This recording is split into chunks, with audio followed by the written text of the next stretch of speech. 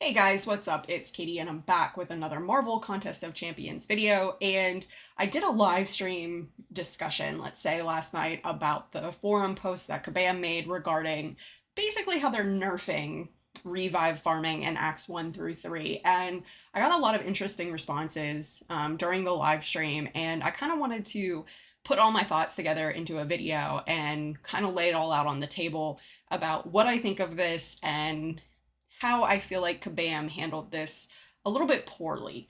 So I'm not going to go over the post in detail. I'm sure most of you have seen it. If not, link is in the description of the video. You can go check it out there for yourselves, or it's all over Twitter and in a lot of Discords, and I'm sure it's blowing up online as well. So basically what this boils down to is Kabam knew an exploit existed, whether people want to believe this or not. Revive farming was 100% an exploit. And they just kind of turned a blind eye to it for the past few years and now decided they wanted to do something about it. Now, I've done revive farming in the past and I absolutely loathe it.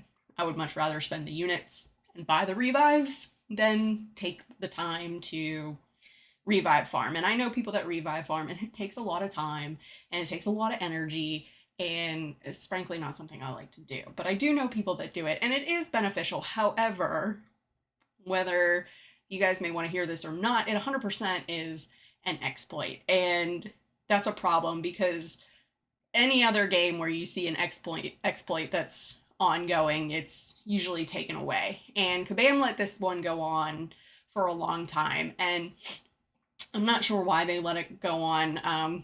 Also, I'm not sure why they're choosing now to do anything about it, because I'm torn between this. Yes, I think they should have gotten rid of revive farming, but at the same point in time, revive farming also keeps players engaged in this game, and that's basically what Kabam wants, right? They want people to spend money to keep the game going, and they want to keep you engaged in the game, and they have a ton of ways to do that, right? You have Arena, you have AW, you have AQ, you have Event Quest, you have Story Quest, you have this, that, and the other.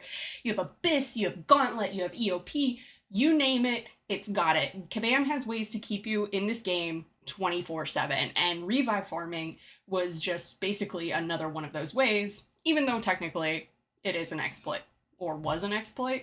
I guess I should start saying was. Now, a lot of people are up in arms about this because they're taking away revive farming for the free-to-play players, and I get that. It sucks. And there are ways to get free revives in this game, right? You can get them out of the 4-hour crystals, which we'll come back to in a little bit.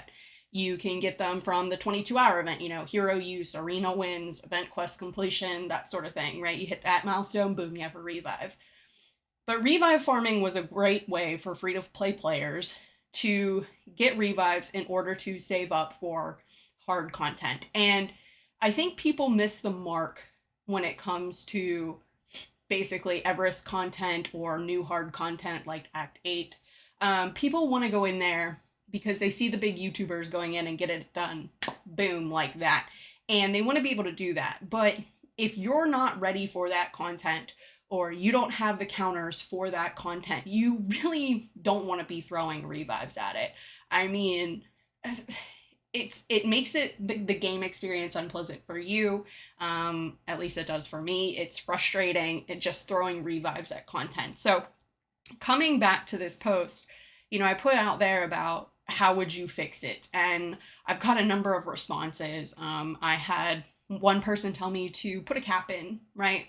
Basically, whenever you're doing the content, make it like AW, where you have a set number of items that you could use. And while that works in theory, and I like that idea, I don't like it for certain things. Like if it's Everest content that isn't going to be there for a long time, or excuse me, is going to be there for a long time, that could potentially work, but you would have to set a pretty large number of revives. I remember Abyss, one path in Abyss took me like 70 some revives, and I haven't done Gauntlet. Well, I did the original Gauntlet, but like Eternity of Pain, that's taking like 40 revives. So, well, I didn't do that yet, but that's what I've heard. So you would need to set a cap probably extraordinarily high, somewhere, I wouldn't say over 100, but I wouldn't say less than 50. So let's say 75, right? But then what if you get to the final boss and he's got 5% or she has 5% health left and you're out of items, well, then you're kind of screwed. And so then you just feel defeated. You've blown through your stash and you have nowhere to go. So then Kabam could, I should say, implement some kind of spend. Oh, hey, spend $5, we'll give you these revives and you can complete the content. So that kind of also then paywalls the free-to-play players. So basically that's get good or get out. And I don't really like that too much. Another thing they could do is, and this goes back to the 4-hour crystals, and this makes the most sense to me, is just buff the drop rates in the 4-hour crystals. One, that keeps people then logging into the game to obtain those 4-hour crystals, because then they can no longer revive farm. So it basically takes place of the revive farm, because then they're more keeping up with, oh, it's been 4 hours. I need to log into the game. I need to claim this crystal, right? I need to do hard content. I want to build up my stash for that in hopes of getting the revives out of those 4-hour crystals. So that's another way they could have done it.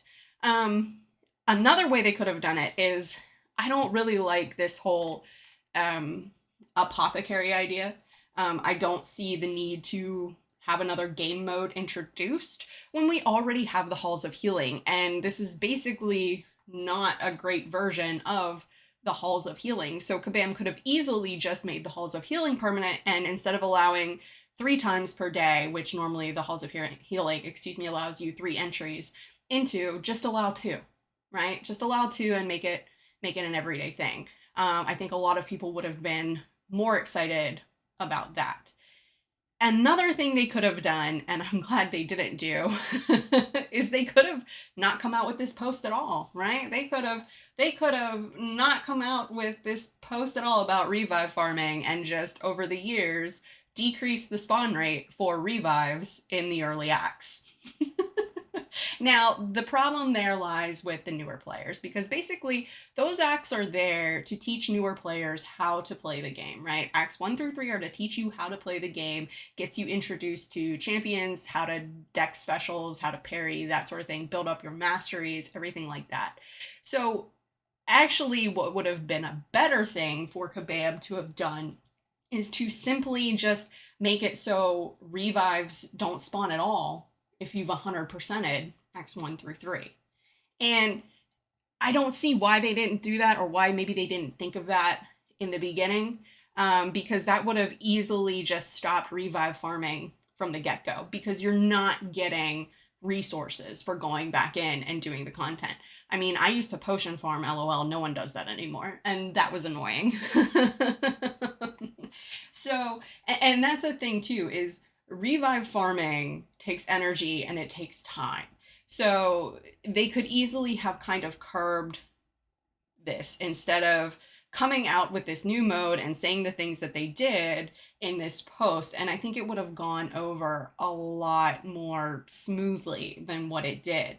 But coming out and basically saying that they're aware of revive farming, they don't want people spamming revives. And this is the other thing that kind of irritates me. It irritates me, but I understand it at the same point in time, is they don't like when people revive farm and spam revives that they farmed at content, but they have no issue when people buy the revives and spam those at content. And that shows a huge disconnect, once again, between the free to play and the pay to win. And that's something that I feel like Kabam needs to get better at. And I understand this is a mobile game and they got to make money, right? I get that, trust me. But this company makes a ton of money from people buying crystals for OP champions. And this is a good segue to this, for OP champions like Hercules. So the revive farming works best for champions like Hercules, who are designed to handle end game content like that because of basically how they're designed.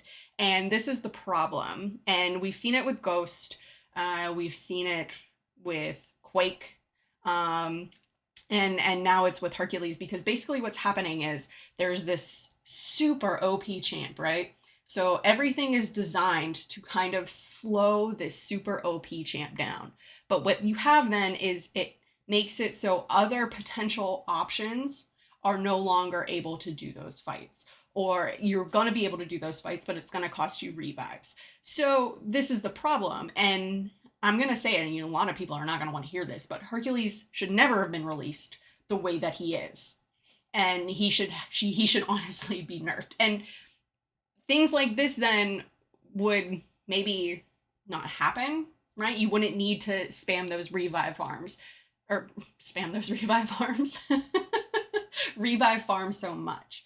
And that's the problem, is you have these super overpowered champs that work so well running off of these, basically low to no health, where you really only need to throw a revive in and boom, just go to town.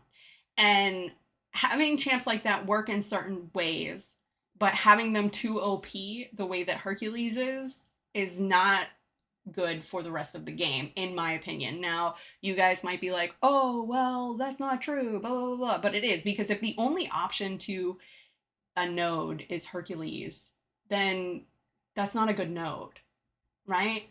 A good node is a node that has several options, because then you're not completely roadblocked, right? Now, you shouldn't also just be going into new content all out the gate. It's always a good idea to kind of wait.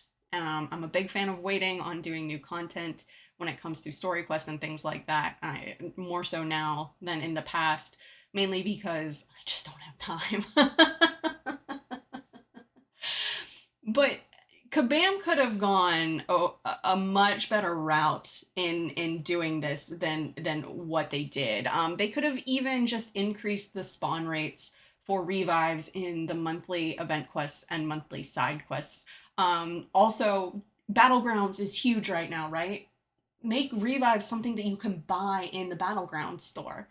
I mean, there are so many other options around this, and the way I just feel like the way that Kabam handled this was poor. And I don't think it was the right move on their part. Now, I do think, I know you guys are gonna not like what I'm about to say, but I do think nerfing revive farming was the right move, because that is technically an exploit. But I don't think how they A, announced it was right, and B, their solution to it is also right. There were some much better options that they could have done. Again, they could easily have just made it from the very beginning, when you 100% a story quest, you can't go back in and get those resources, right? You can't get those consumables. That would have fixed it. Number two, they could have just nerfed it slowly every year and just not told anyone, which would have been shady, and I'm not a fan of that. They could have increased the spawn rate, or not spawn rate, increased the drop rate in the 4-hour crystals. That would have been the best move for them to do. They could have increased it in the event quest and side quest. They could have made Halls of Healing a permanent thing. And increasing the cap on revives will be beneficial if that's the route they go. However, I don't think it's the solution to this problem. But anyways, guys, that's all that I got. Let me know in the comments below, how do you feel about the revive farming nerf? Do you think it's an exploit like I do? Or do you think it's just a way for free-to-play players to obtain resources? What would you do if you were in Kabam's shoes? How would you fix it? Do you like my suggestions, or am I completely off my rocker? Let me know in the comments below and let's discuss. As always, guys, thank you guys so much for watching, and enjoy this quick word from Kevin Smith. Hey man, it's me, Kevin Smith, and if you enjoyed the mediocre Mcoc video full of scrub gameplay, then show Katy some love by hitting like and subscribe, man. Katy don't ask for much. Katy did ask for this. Katy did. So do like Katy did and bug people and get you to like and subscribe, man. She's doing that Mcoc beautifully, not mediocre. Katy!